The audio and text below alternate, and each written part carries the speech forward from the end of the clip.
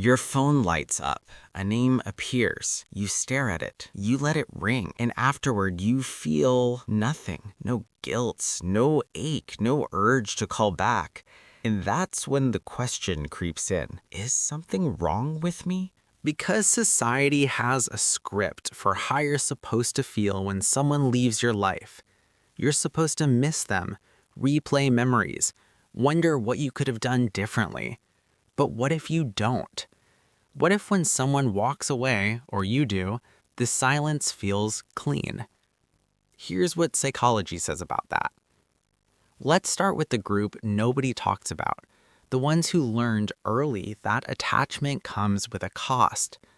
In the 1960s, psychologist John Bowlby introduced attachment theory, the idea that the way we bond as children shapes how we connect as adults. Later research identified patterns: secure, anxious, and avoidant. The avoidant pattern is where things get interesting. Avoidantly attached individuals often learned that depending on others didn't feel safe. Maybe their emotions weren't met.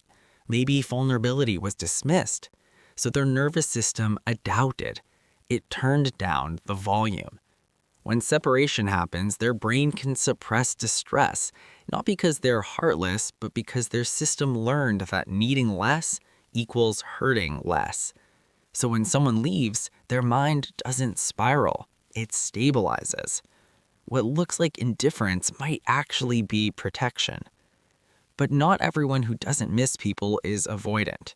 There's a second group, the self-sufficient ones. Psychologists Edward Deci and Richard Ryan found that autonomy, the need to feel self-directed, is one of our core psychological drives. Some people genuinely feel stable on their own. Connection is meaningful, but not required for their sense of wholeness. When someone exits their life, it doesn't collapse their identity. Their identity was never built entirely around that person to begin with.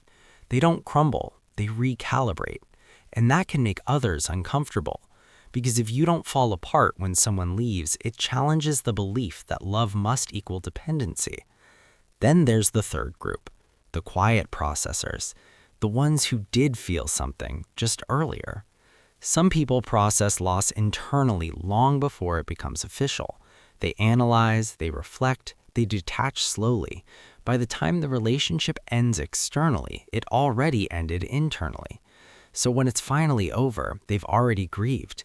From the outside, it looks cold. From the inside, it's closure. But here's the part no one says out loud.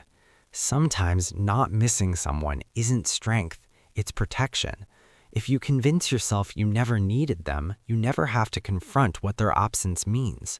You can't lose what you never fully let yourself have. So ask yourself honestly, is it peace or is it armor? Only you know.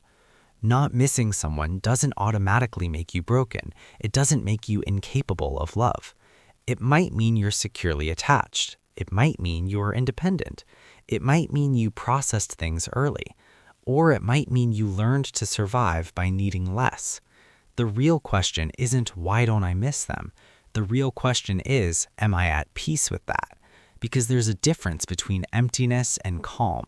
If the silence feels steady, you're okay. If it feels numb, there's more to explore. Either way, nothing is wrong with you. You're operating from a nervous system that adapted to your life.